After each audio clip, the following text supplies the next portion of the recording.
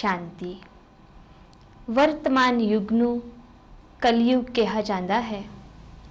जेकर इसनूं कोर कलयुग कहा जाए तो कोई वड्डी गल नहीं, क्योंकि अज दा संसार दुख का एक बहुत बड़ा बाजार है, जिथे कदम कदम ते दुख देने वाले लोग सानू मिलते हैं। दुख देने वाले लोगों नूं असी 3 श्रेणियां विच वंड सकते हाँ। एक हन कर्म द्वारा दुख देने वाले, दूसरे बोल द्वारा दुख देने वाले, अते तीसरे हन मन द्वारा दुख देने वाले।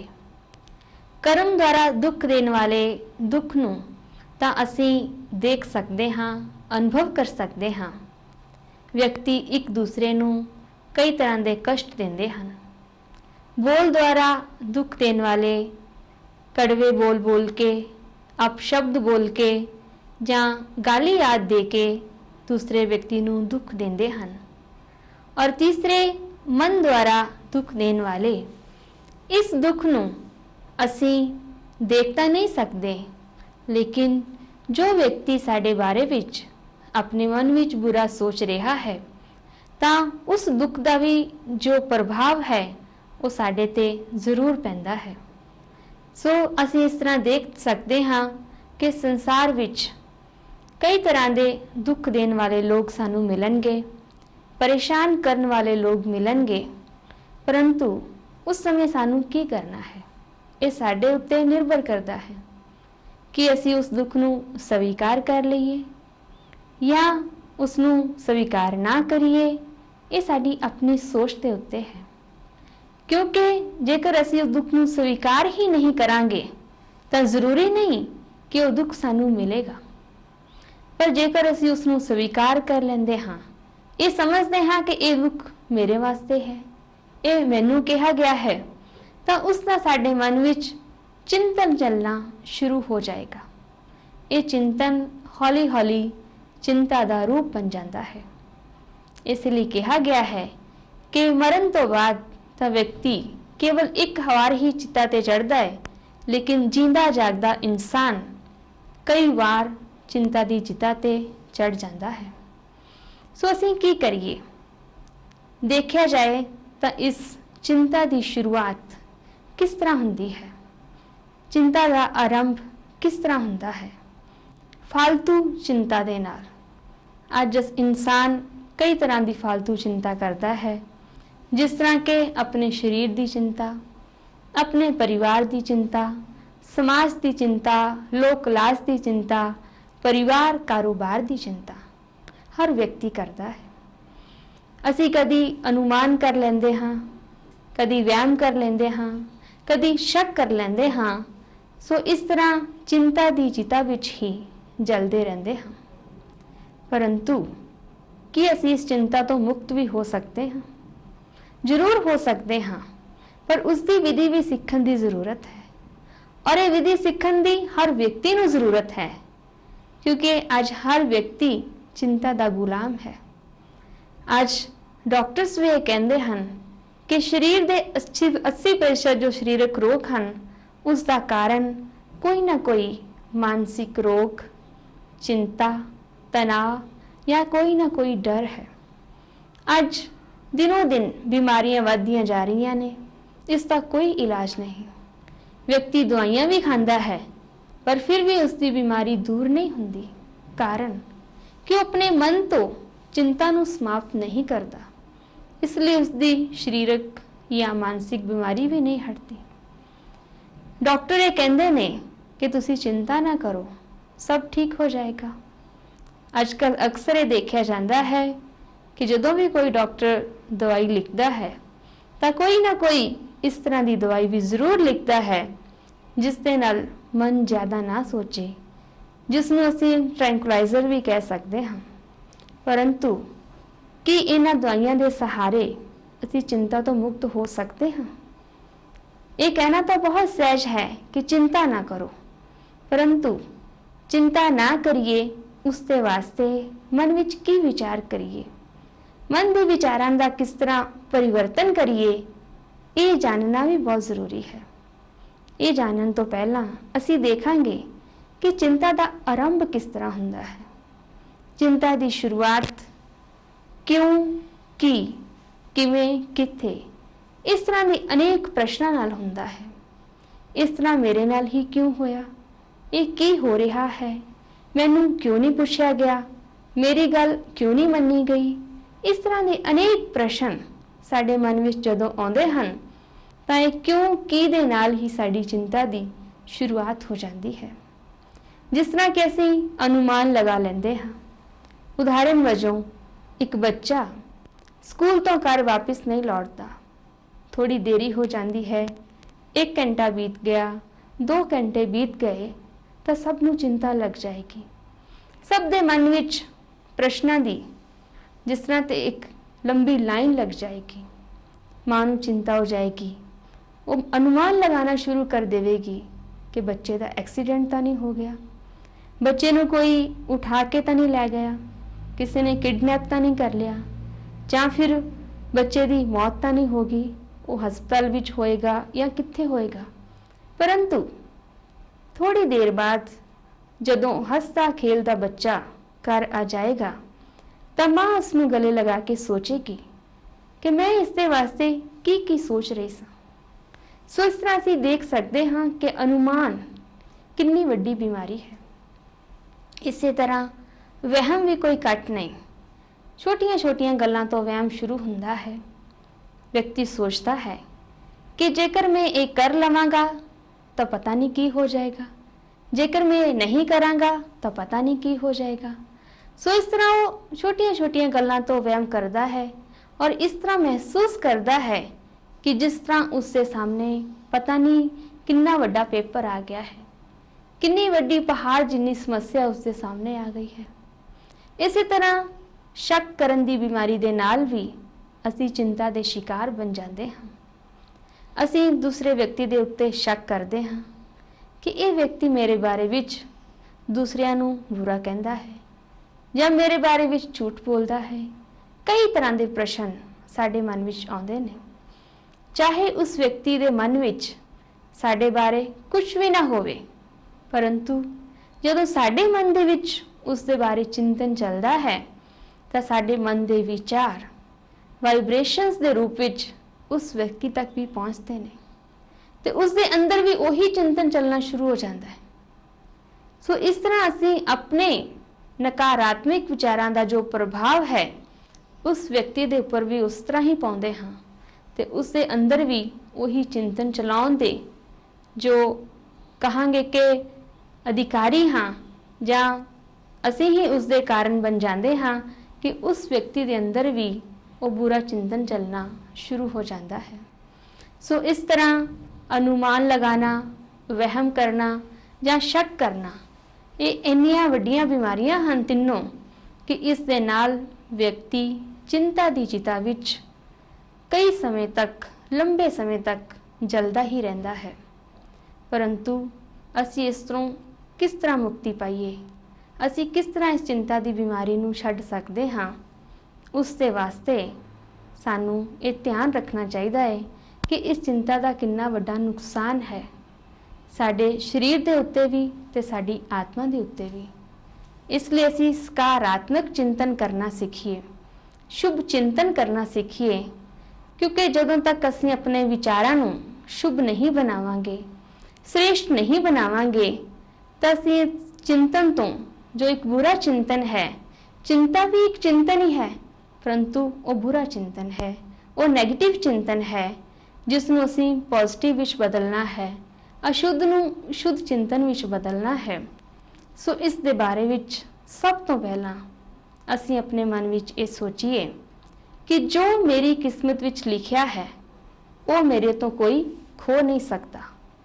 मेरे हाथ विचों कोई चीज़ खो सकता है, मेरी जायदाद कोई खो सकता है, पर मेरी किस्मत जो मैं अपने हत्थां नाल, अपने कर्मां नाल खुद बनाई है, उस किस्मत नूं कोई नहीं खो सकता। और इसके नाल नाल ये भी ध्यान रहे कि जो मेरी किस्मत विच नहीं है वो कोई मैनू दे नहीं सकता। कई बार असीं ये सोचते हाँ कि असीं फलाने व्यक्ति नूं ये चीज़ दे दईए, वो चीज़ दे दईए, परंतु ਜੇਕਰ ਉਸਦੀ ਕਿਸਮਤ ਵਿੱਚ ਉਸ ਚੀਜ਼ ਦਾ ਸੁੱਖ ਨਹੀਂ ਲਿਖਿਆ ਤਾਂ ਉਹ ਵਿਅਕਤੀ ਉਸ ਦਾ ਸੁੱਖ ਨਹੀਂ ਲੈ ਸਕਦਾ। ਇਸੇ ਤਰ੍ਹਾਂ ਕਈ ਵਾਰ ਅਸੀਂ ਸੋਚਦੇ ਹਾਂ ਕਿ ਫਲਾਣੇ ਵਿਅਕਤੀ ਨੂੰ ਇਹ ਚੀਜ਼ ਨਹੀਂ ਦੇਣੀ, ਪਰੰਤੂ ਉਸ ਨੂੰ ਉਹ ਚੀਜ਼ ਕਿਤੋਂ ਨਾ ਕਿਤੋਂ ਜ਼ਰੂਰ ਪ੍ਰਾਪਤ ਹੋ ਜਾਏਗੀ। ਸੋ ਇਸ ਤੋਂ ਸਿੱਧ ਹੈ ਕਿ ਹਰ ਇੱਕ ਦੀ ਕਿਸਮਤ ਨਿਸ਼ਚਿਤ ਹੈ। ਅਸੀਂ ਨਾ ਤਾਂ ਕਿਸੇ ਦੀ ਕਿਸਮਤ ਵਿਗਾੜ ਸਕਦੇ ਹਾਂ, ਨਾ ਕਿਸੇ ਦੀ ਕਿਸਮਤ ਨੂੰ ਬਣਾ ਸਕਦੇ ਹਾਂ, ਕਿਉਂਕਿ ਹਰ ਇੱਕ ਦੀ ਕਿਸਮਤ ਆਪਣੇ ਆਪਣੇ ਕਰਮਾਂ ਦੇ ਆਧਾਰ ਤੇ ਹੈ। ਪਰੰਤੂ ਅਸੀਂ ਫालतू ਹੀ ਚਿੰਤਨ ਕਰਕੇ ਤੇ ਆਪਣੇ ਆਪ ਨੂੰ ਪਰੇਸ਼ਾਨ ਕਰਦੇ ਰਹਿੰਦੇ ਹਾਂ।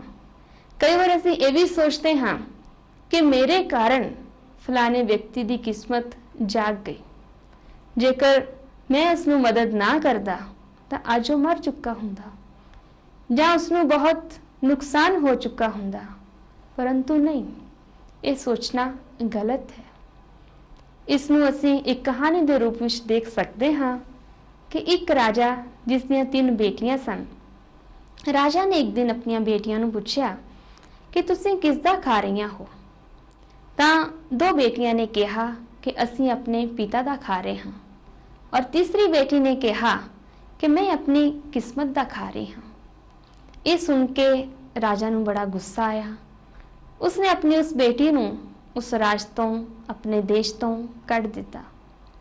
ਪਰੰਤੂ ਜਿਵੇਂ ਹੀ ਉਸਨੇ ਦੂਸਰੇ ਦੇਸ਼ ਵਿੱਚ ਪ੍ਰਵੇਸ਼ ਕੀਤਾ, ਦੂਸਰੇ ਰਾਜ ਵਿੱਚ ਗਈ, ਤਾਂ ਉਥੋਂ ਦੇ ਕੁਝ ਨਿਯਮ ਦੇ ਅਨੁਸਾਰ ਉਥੋਂ ਦੇ ਰਾਜਕੁਮਾਰ ਨੇ ਉਸ ਨੂੰ ਅਪਣਾ ਲਿਆ, ਉਸ ਨਾਲ ਸ਼ਾਦੀ ਕਰ ਲਈ ਔਰ ਉਹ ਉਸ ਦੇਸ਼ ਦੀ ਰਾਣੀ ਬਣ ਗਈ। ਸੋ ਅਸੀਂ ਦੇਖ ਸਕਦੇ ਹਾਂ ਕਿ ਹਰ ਇੱਕ ਦੀ ਕਿਸਮਤ ਆਪਣੀ ਹੈ। ਅਸੀਂ ਕਿਸੇ ਦੀ ਕਿਸਮਤ ਵਿਗਾੜ ਨਹੀਂ ਸਕਦੇ ਜਾਂ ਕਿਸੇ ਦੀ ਕਿਸਮਤ ਬਣਾ ਨਹੀਂ ਸਕਦੇ, ਲੇਕਿਨ ਫालतू ਚਿੰਤਨ ਕਰਕੇ ਅਸੀਂ ਆਪਣੇ ਆਪ ਨੂੰ ਚਿੰਤਾ ਵਿੱਚ ਜਲਾਉਂਦੇ ਰਹਿੰਦੇ ਹਾਂ। ਸੋ ਅਸੀਂ ਆਪਣੇ ਕਰਮਾਂ ਤੇ ਧਿਆਨ ਦੇਈਏ, ਕਿਉਂਕਿ ਆਪਣੇ ਕਰਮ ਸ੍ਰੇਸ਼ਟ ਬਣਾਉਣ ਦੇ ਨਾਲ ਨਾਲ ਹੀ ਅਸੀਂ ਆਪਣੀ ਕਿਸਮਤ ਨੂੰ ਸ੍ਰੇਸ਼ਟ ਮਹਾਨ ਬਣਾ ਸਕਦੇ ਹਾਂ। ਕਿਉਂਕਿ ਕਿਸਮਤ ਵੀ ਕੀ ਹੈ? ਸਾਡੇ ਆਪਣੇ ਹੀ ਕੀਤੇ ਹੋਏ ਕਰਮਾਂ ਦਾ ਫਲ ਹੀ ਤਾਂ ਹੈ। ਸੋ ਅਸੀਂ ਧਿਆਨ ਦੇਈਏ ਆਪਣੇ ਕਰਮਾਂ ਦੇ ਉੱਤੇ। ਇਸ ਦੇ ਨਾਲ ਨਾਲ ਅਸੀਂ ਇਹ ਵੀ ਸੋਚੀਏ ਕਿ ਇਸ ਸੰਸਾਰ ਵਿੱਚ ਜੋ ਕੁਝ ਵੀ ਹੋ ਰਿਹਾ ਹੈ ਉਹ ਸਭ ਕਲਿਆਣਕਾਰੀ ਹੈ, ਉਸ ਵਿੱਚ ਭਲਾਈ ਹੀ ਸਮਾਈ ਹੋਈ ਹੈ, ਉਸ ਵਿੱਚ ਕੋਈ ਨਾ ਕੋਈ ਰਾਜ ਛਿਪਿਆ ਹੋਇਆ ਹੈ ਜੋ ਸਾਨੂੰ ਅੱਜ ਤਾਂ ਸਮਝ ਨਹੀਂ ਆ ਰਿਹਾ, ਲੇਕਿਨ ਕੱਲ ਜਾਂ ਕੁਝ ਦਿਨਾਂ ਬਾਅਦ ਉਸ ਦੇ ਪਿੱਛੇ ਕੀ ਰਾਜ ਸੀ ਉਹ ਜ਼ਰੂਰ ਸਮਝ ਆ ਜਾਏਗਾ। ਅਸੀਂ ਅੱਜ ਫालतू ਹੀ ਉਸ ਦੀ ਚਿੰਤਾ ਕਰ ਰਹੇ ਹਾਂ। ਇਸ ਲਈ ਹਮੇਸ਼ਾ ਸੋਚੀਏ ਕਿ ਜੋ ਹੋ ਰਿਹਾ ਹੈ ਅੱਛਾ ਹੋ ਰਿਹਾ ਹੈ, ਜੋ ਹੋ ਚੁੱਕਾ ਉਹ ਵੀ ਅੱਛਾ, ਤੇ ਜੋ ਹੋਣ ਵਾਲਾ ਹੈ ਭਵਿੱਖ ਵਿੱਚ ਉਹ ਵੀ ਅੱਛਾ ਹੀ ਹੋਵੇਗਾ। ਅਸੀਂ ਫालतू ਚਿੰਤਾ ਤਾਂ ਹੀ ਕਰਦੇ ਹਾਂ ਜਾਂ ਫालतू ਚਿੰਤਾ ਸਾਨੂੰ ਤਾਂ ਹੋ ਜਾਂਦੀ ਹੈ ਜਦੋਂ ਅਸੀਂ ਭਵਿੱਖ ਦੇ ਬਾਰੇ ਵਿੱਚ ਸੋਚਦੇ ਹਾਂ ਕਿ ਭਵਿੱਖ ਵਿੱਚ ਕੁਝ ਬੁਰਾ ਹੋ ਜਾਏਗਾ ਜਾਂ ਬੁਰਾ ਹੋ ਰਿਹਾ ਹੈ ਜਾਂ ਬੁਰਾ ਹੋ ਚੁੱਕਾ ਹੈ। ਪਰੰਤੂ ਨਹੀਂ, ਹਰ ਗੱਲ ਦੇ ਪਿੱਛੇ ਭਲਾਈ ਹੈ। ਇਹ ਸੋਚ ਕੇ ਅਸੀਂ ਇਹ ਸਮਝੀਏ ਕਿ ਇਸ ਸ੍ਰਿਸ਼ਟੀ ਵਿੱਚ ਜੋ ਕੁਝ ਵੀ ਹੋ ਰਿਹਾ ਹੈ ਉਹ ਸਭ ਕੁਝ ਐਕੂਰੇਟ ਹੈ, ਉਹ ਸਭ ਕੁਝ ਠੀਕ ਹੀ ਚੱਲ ਰਿਹਾ ਹੈ। ਉਸ ਦੇ ਬਾਰੇ ਵਿੱਚ ਅਸੀਂ ਕੁਝ ਵੀ ਚਿੰਤਾ ਨਾ ਕਰੀਏ। ਔਰ ਦੂਸਰਾ, ਕੋਈ ਵੀ ਸਮੱਸਿਆ ਜਾਂ ਤੂਫਾਨ ਜੇਕਰ ਸਾਡੇ ਸਾਹਮਣੇ ਆ ਵੀ ਜਾਣ ਤਾਂ ਅਸੀਂ ਇਹ ਸੋਚੀਏ ਕਿ ਇਹ ਸਮੱਸਿਆ ਜਾਂ ਤੂਫਾਨ ਮੇਰੇ ਵਾਸਤੇ ਇੱਕ ਤੋਹਫਾ ਹੈ, ਇੱਕ ਸੌਗਾਤ ਹੈ, ਕਿਉਂਕਿ ਇਸ ਤੋਂ ਵੀ ਮੈਨੂੰ ਕੁਝ ਨਾ ਕੁਝ ਪ੍ਰਾਪਤ ਜ਼ਰੂਰ ਹੋਏਗਾ। ਮੰਨ ਲਓ ਅਸੀਂ ਕਿਸ਼ਤੀ ਵਿੱਚ ਬੈਠ ਕੇ ਕਿਤੇ ਜਾ ਰਹੇ ਹਾਂ, ਨਦੀ ਜਾਂ ਸਾਗਰ ਵਿੱਚ ਅਚਾਨਕ ਤੂਫਾਨ ਆ ਜਾਏ ਤਾਂ ਸਾਡੇ ਮਨ ਵਿੱਚ ਇੱਕਦਮ ਚਿੰਤਾ ਹੋ ਜਾਏਗੀ। ਪਰੰਤੂ ਉਹ ਤੂਫਾਨ ਸਾਡੀ ਕਿਸ਼ਤੀ ਨੂੰ ਕਿਨਾਰੇ ਵੀ ਲਗਾ ਸਕਦਾ ਹੈ। ਜ਼ਰੂਰੀ ਨਹੀਂ ਹੈ ਕਿ ਉਹ ਤੂਫਾਨ ਸਾਨੂੰ ਡੁਬੋਏਗਾ ਹੀ, ਨਹੀਂ, ਅਸੀਂ ਕਿਨਾਰੇ ਵੀ ਲੱਗ ਸਕਦੇ ਹਾਂ। ਇਸੇ ਤਰ੍ਹਾਂ ਜੀਵਨ ਵਿੱਚ ਜੋ ਵੀ ਤੂਫਾਨ ਆਉਂਦੇ ਨੇ, ਜੋ ਵੀ ਸਮੱਸਿਆ ਜੀਵਨ ਵਿੱਚ ਆਉਂਦੀ ਹੈ, ਉਹ ਸਾਨੂੰ ਕੁਝ ਨਾ ਕੁਝ ਸਿਖਾ ਕੇ ਜਾਂਦੀ ਹੈ, ਸਾਨੂੰ ਅਨੁਭਵੀ ਬਣਾ ਕੇ ਜਾਂਦੀ ਹੈ। ਇਸ ਲਈ ਤਾਂ ਕਿਹਾ ਗਿਆ ਹੈ ਕਿ a bad judgment leads to an experience, ਕਿ ਜਦੋਂ ਅਸੀਂ ਕੋਈ ਗਲਤ ਫੈਸਲਾ ਕਰ ਬੈਠਦੇ ਹਾਂ ਤਾਂ ਅਸੀਂ ਅਨੁਭਵ ਜ਼ਰੂਰ ਕਰਦੇ ਹਾਂ ਕਿ ਅਸੀਂ ਇਹ ਗਲਤ ਕੀਤਾ ਹੈ, ਪਰੰਤੂ ਫਿਰ ਅਸੀਂ ਉਸ ਤੋਂ ਸਿੱਖਿਆ ਵੀ ਲੈ ਲੈਂਦੇ ਹਾਂ ਕਿ ਇਸ ਤੋਂ ਬਾਅਦ ਜਦੋਂ ਅਸੀਂ ਇਹ ਕਰਮ ਕਰਾਂਗੇ ਜਾਂ ਇਸ ਸੰਬੰਧ ਵਿੱਚ ਕੋਈ ਵੀ ਕਰਮ ਕਰਾਂਗੇ ਤਾਂ ਸਾਨੂੰ ਉਸ ਸਮੇਂ ਯਾਦ ਰਹੇਗਾ ਕਿ ਜਦੋਂ ਇਹ ਕਰਮ ਅਸੀਂ ਪਹਿਲਾਂ ਕੀਤਾ ਸੀ ਤਾਂ ਉਸ ਸਮੇਂ ਇਹ ਗਲਤੀ ਕੀਤੀ ਸੀ। ਸੋ ਜਦੋਂ ਭਵਿੱਖ ਵਿੱਚ ਫਿਰ ਅਸੀਂ ਉਹ ਕਰਮ ਕਰਾਂਗੇ ਜਾਂ ਸਾਡੇ ਸਾਹਮਣੇ ਉਹੋ ਜਿਹੀ ਕੋਈ ਵੀ ਗੱਲ ਆਏਗੀ ਤਾਂ ਉਹ ਸਾਡਾ ਅਨੁਭਵ ਜੋ ਹੈ ਉਹ ਸਾਨੂੰ ਕੰਮ ਆਵੇਗਾ। ਸੋ ਇਸ ਤੋਂ ਸਿੱਧ ਹੈ ਕਿ ਕੁਝ ਵੀ ਅਸੀਂ ਅਗਰ ਕਰਦੇ ਹਾਂ ਤਾਂ ਉਸ ਦੇ ਪਿੱਛੇ ਭਲਾਈ ਹੈ, ਕਿਉਂਕਿ ਜੇਕਰ ਅਸੀਂ ਕੁਝ ਗਲਤ ਵੀ ਕਰ ਬੈਠਦੇ ਹਾਂ ਜਾਂ ਸਾਡੀ ਹਾਰ ਵੀ ਹੋ ਜਾਂਦੀ ਹੈ, ਪਰੰਤੂ ਉਸ ਤੋਂ ਜੋ ਅਨੁਭਵ ਸਾਨੂੰ ਮਿਲਦਾ ਹੈ, ਜੋ ਸਿੱਖਿਆ ਮਿਲਦੀ ਹੈ, ਉਹ ਪੂਰਾ ਜੀਵਨ ਸਾਡੇ ਕੰਮ ਆਉਂਦੀ ਹੈ। ਸੋ ਇਸ ਵਾਸਤੇ ਅਸੀਂ ਕਦੇ ਵੀ ਇਹ ਨਾ ਸੋਚੀਏ ਕਿ ਇਹ ਕੀ ਹੋ ਰਿਹਾ ਹੈ, ਇਹ ਸ੍ਰਿਸ਼ਟੀ ਵਿੱਚ ਜੋ ਕੁਝ ਹੋ ਰਿਹਾ ਹੈ ਸਭ ਗਲਤ ਹੋ ਰਿਹਾ ਹੈ। ਨਹੀਂ, ਸਭ ਕੁਝ ਠੀਕ ਹੀ ਹੋ ਰਿਹਾ ਹੈ। ਇਸ ਦੇ ਨਾਲ ਨਾਲ ਅਸੀਂ ਇਹ ਵੀ ਸੋਚੀਏ ਕਿ ਸਭ ਕੁਝ ਪਹਿਲਾਂ ਤੋਂ ਹੀ ਨਿਸ਼ਚਿਤ ਹੈ। ਜਦੋਂ ਅਸੀਂ ਇਹ ਸੋਚਦੇ ਹਾਂ ਤਾਂ ਸਾਡਾ ਮਨ ਇੱਕਦਮ ਹਲਕਾ ਹੋ ਜਾਂਦਾ ਹੈ। ਅਸੀਂ ਆਪਣਾ ਕਰਮ ਕਰੀਏ, खूब मेहनत करिए, खूब दिल नाल असी उस काम विच जुट जाइए, लेकिन उसका जो भी परिणाम आए उस समय यही सोचिए कि ये सब कुछ पहला तो ही निश्चित से। जिवें कहा जाता है कि चिंता ताकि कीजिए जो अनहोनी होए। सो चिंता करने की तो कोई ज़रूरत ही नहीं, क्योंकि सब कुछ पहला तो निश्चित है। फिर चिंता किस गल दी? ज्योतिषी गणना के अनुसार बहुत सारे ज्योतिषी बताते ने 100 साल पहला कईयां ने दसिया कि फलाने समय ते इस तरह होवेगा, फलाने समय ते इस तरह होवेगा। सो असी देखते हाँ कि आज उन्हां दे कहण दे अनुसार कई जो है घटनावां हो चुकियां ने और अजकल भी असी इस दे बारे विच कुछ ना कुछ सुनते ही रहते हाँ। सो इस तो सिद्ध है कि भविख पहला तो ही निश्चित है, परंतु असी ये घबरा जाते हाँ ये देख के कि ये असी काम तो बड़ा अच्छा किया, असी मेहनत भी बहुत की, पर इसका रिजल्ट तो सानू ये मिलिया। सो जेकर पहला तो ही सब कुछ निश्चित है तो परमात्मा ये कहते ने कि तुसी उसकी चिंता छड्ड के चिंतन करो या फिर इंतज़ार छड्ड के इंतज़ाम करो। जेकर एक विद्यार्थी पूरा साल ये सोचता रहे कि 1 साल बाद मेरे पेपर होंगे पर बड़ा मुश्किल है, मेरा ये सब्जेक्ट बड़ा मुश्किल है, इस विषय मैं पास नहीं हो सकूँगा, और सिर्फ चिंतन ही करे लेकिन उसके वास्ते मेहनत ना करे तो वह विद्यार्थी कभी भी पास नहीं हो सकता।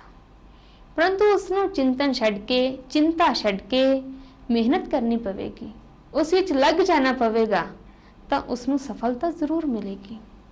इसी तरह जेकर असी ये सोचिए कि फलाने व्यक्ति ने साढ़े तो पैसे उधार लए ने, पता नहीं वो वापस देवेगा या नहीं देवेगा, जेकर असी रोज रोज उसके बारे विच सोचांगे और अचानक उस व्यक्ति की मौत हो जाए, उसके पीछे कोई भी नहीं है जो सानू उसके पैसे वापस कर सके, तो उस समय की होवेगा?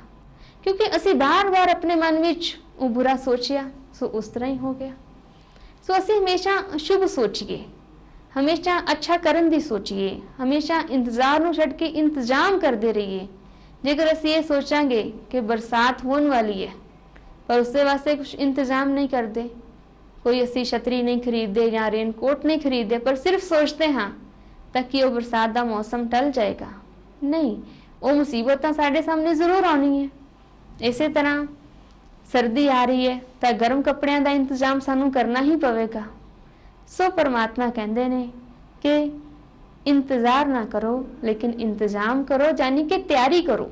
जो साढ़े सामने मुसीबत आने वाली है, जो परीक्षा आने वाली है, उसनों असीं किवें सुलझा सकते हाँ उसके बारे विच असीं सोचिए। इस दे नाल सदा परमात्मा नूं अपना साथी बना के रखिए, क्योंकि जेकर परमात्मा साडे नाल है, साडा मददगार है, तो कोई भी काम मुश्किल नहीं है। फिर चिंता किस गल दी? असीं अपने आप नूं कमज़ोर कर लेंदे हाँ जदों ये समझते हाँ कि असीं इकल्ले हाँ, साडा कोई साथी नहीं है।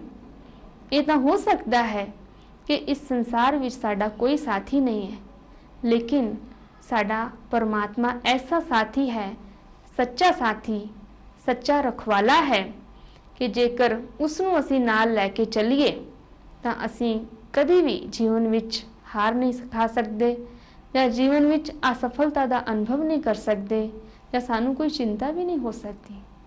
ਕਰਮ ਕਰੀਏ ਤੇ ਉਸ ਦਾ परिणाम ਉਸ ਈਸ਼ਵਰ ਦੇ ਉੱਤੇ ਛੱਡ ਦਈਏ, ਕਿਉਂਕਿ ਉਹ ਸਾਡਾ ਰਖਵਾਲਕ ਹੈ, ਉਹ ਸਾਡਾ ਰੱਖਿਅਕ ਹੈ, ਉਹ ਸਾਡਾ ਪਿਤਾ ਹੈ, ਉਹ ਹੀ ਸਾਡਾ ਟੀਚਰ ਹੈ।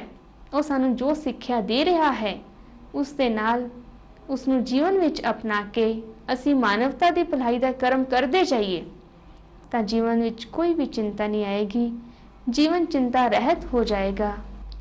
ਕਈ ਵਾਰ ਇਸ ਤਰ੍ਹਾਂ ਹੁੰਦਾ ਹੈ ਕਿ ਸਾਡੀ ਆਤਮਾ ਬਹੁਤ ਕਮਜ਼ੋਰ ਹੋ ਜਾਂਦੀ ਹੈ, ਕਿਉਂਕਿ ਕਈ ਤਰ੍ਹਾਂ ਦੀਆਂ ਚਿੰਤਾ ਇੱਕ ਹੀ ਨਾਲ ਜੀਵਨ ਵਿੱਚ ਇਕੱਠੀਆਂ ਆ ਜਾਂਦੀਆਂ ਹਨ। ਤਾਂ ਉਸ ਸਮੇਂ ਵਿਅਕਤੀ ਇਹ ਸੋਚਦਾ ਹੈ ਕਿ ਕਿਉਂ ਨਾ ਮੈਂ ਇਸ ਤੋਂ ਮੁਕਤ ਹੋ ਜਾਵਾਂ, ਕਿਉਂ ਨਾ ਮੈਂ ਇਸ ਸਰੀਰ ਨੂੰ ਛੱਡ ਦੇਵਾਂ, ਜਿਸ ਨੂੰ ਅਸੀਂ ਕਹਾਂਗੇ ਕਿ ਖੁਦਕੁਸ਼ੀ ਕਰਨ ਦਾ ਇੱਕ ਬਹੁਤ ਹੀ ਜੋ ਘਟੀਆ ਵਿਚਾਰ ਹੈ ਉਹ ਵਿਅਕਤੀ ਦੇ ਮਨ ਵਿੱਚ ਆ ਜਾਂਦਾ ਹੈ, ਕਿਉਂਕਿ ਉਸ ਸਮੇਂ ਆਤਮਾ ਆਪਣੇ ਆਪ ਨੂੰ ਬੜਾ ਸ਼ਕਤੀਹੀਨ ਮਹਿਸੂਸ ਕਰਦੀ ਹੈ। ਉਸ ਦਾ ਕਾਰਨ ਹੈ ਕਿ ਸਾਡੇ ਮਨ ਵਿੱਚ ਜੋ ਚਿੰਤਨ ਦਾ ਸਰੂਪ ਹੋਣਾ ਚਾਹੀਦਾ ਹੈ ਉਹ ਨਹੀਂ ਹੁੰਦਾ। ਅਸੀਂ ਫालतू ਸੋਚਦੇ ਹਾਂ, ਪਰੰਤु शुभ सोचना शुरू करिए। उसनू कहा जाता है आत्म चिंतन, परमात्म चिंतन। मैं आत्मा एक श्रेष्ठ आत्मा हाँ, मैं आत्मा सर्वशक्तिवान परमात्मा दी संतान हाँ। परमात्मा मेरा साथी है, परमात्मा मेरा रखवाला है, वो मेरे नाल है सदा। जदों असीं इस तरह अपने मन दे विचारां नूं सही चिंतन दी दिशा देवांगे ਤਾਂ ਇਸ ਤਰ੍ਹਾਂ ਦੇ ਘਟੀਆ ਵਿਚਾਰ ਸਾਡੇ ਮਨ ਵਿੱਚੋਂ ਨਿਕਲ ਜਾਣਗੇ ਔਰ ਆਤਮਾ ਜਿਸ ਤਰ੍ਹਾਂ ਕਿ ਖੁਸ਼ੀ ਨਾਲ ਭਰਪੂਰ ਹੋ ਜਾਏਗੀ। ਉਸ ਨੂੰ ਜੀਵਨ ਵਿੱਚ ਇੱਕ ਨਏ ਜੀਵਨ ਦਾ ਅਨੁਭਵ ਹੋਵੇਗਾ। ਜੀਵਨ ਵਿੱਚ ਇੱਕ ਆਸ ਪੈਦਾ ਹੋ ਜਾਏਗੀ ਕਿ ਮੇਰਾ ਜੀਵਨ ਇੱਕ ਮਹਾਨ ਜੀਵਨ ਹੈ। ਸੋ ਇਸ ਤਰ੍ਹਾਂ ਅਸੀਂ ਉਸ ਪਰਮਾਤਮਾ ਨੂੰ ਆਪਣਾ ਸੱਚਾ ਸਾਥੀ ਬਣਾ ਕੇ ਤੇ ਸਦਾ ਉਸ ਨੂੰ ਆਪਣੇ ਨਾਲ ਰੱਖੀਏ। एक पल भी असीं उस तो जुदा ना होइए, क्योंकि परमात्मा तो सानू कदी नहीं छड्डदा। वो तो सदा कहता है कि बच्चे जेकर तुसीं मैनू याद करोगे तो मैं हमेशा तुहाडे नाल रहण दा वायदा करदा हाँ। लेकिन असीं की करदे हाँ कि देहधारियां नू अपना साथी बना लैंदे हाँ, इस संसार दे लोकां ते असीं विश्वास रख लैंदे हाँ, लेकिन समय आउण ते जदों सानू धोखा दे दिंदे हन ਤਾਂ ਅਸੀਂ ਬੜੇ ਦੁਖੀ ਹੁੰਦੇ ਹਾਂ। ਪਰ ਉਹ ਵੀ ਕੀ ਕਹਿੰਦੇ ਨੇ ਪਰਮਾਤਮਾ ਕਿ ਇਹ ਵੀ ਇਸ ਸ੍ਰਿਸ਼ਟੀ ਰੂਪੀ ਡਰਾਮਾ ਦੇ ਵਿੱਚ ਨਿਸ਼ਚਿਤ ਹੈ, ਕਿਉਂਕਿ ਜਿਵੇਂ ਦੇਖੋ ਅਸੀਂ ਕੋਈ ਫਿਲਮ ਦੇਖਣ ਜਾਂਦੇ ਹਾਂ, ਪਰੰਤੂ ਉਸ ਫਿਲਮ ਦੀ ਕਹਾਣੀ ਸਾਨੂੰ ਪਹਿਲਾਂ ਤੋਂ ਹੀ ਪਤਾ ਹੈ। ਤਾਂ ਫਿਰ ਉਸ ਫਿਲਮ ਦੇ ਵਿੱਚ ਜੋ ਉਤਾਰ ਚੜਾਅ ਆਏਗਾ, ਉਸ ਵਿੱਚ ਜੋ ਸਸਪੈਂਸ ਹੋਏਗਾ, ਉਹ ਦੇਖ ਕੇ ਜਾਂ ਸੁਣ ਕੇ ਸਾਡੇ ਮਨ ਵਿੱਚ ਕੋਈ ਉਤਸੁਕਤਾ ਨਹੀਂ ਪੈਦਾ ਹੋਏਗੀ। लेकिन असी बड़े साखी दृष्टा होके उस ड्रामा का आनंद लवांगे, क्योंकि सानू पता है कि ये पहला तो ही निश्चित है। इसी तरह इस सृष्टि रूपी ड्रामा विच भी बहुत कुछ पहला तो ही निश्चित है। सो सदा मन विच ये ख्याल रखिए कि सब कुछ निश्चित है। ये ड्रामा सृष्टि का कल्याणकारी है, क्योंकि ये बनिया बनाया ड्रामा है। इसनू कोई बना नहीं रहा, कहा भी जाता है कि बनी बनाई बन रही अब कुछ बननी नाही। जब सब कुछ बनया बनाया है तो फिर चिंता किस गल दी। जो हो चुका, जो बीत चुका, उसमें असीं सुधार नहीं सकते, लेकिन वर्तमान समय जो साडे हथ विच है उसनूं असीं श्रेष्ठ बना सकते हाँ। ये अपनी बुद्धि विच रखते हुए असीं सदा चिंता तो मुक्त रहिए ते उस चिंता हरन वाले परमात्मा नूं सदा याद करिए। ओम शांति।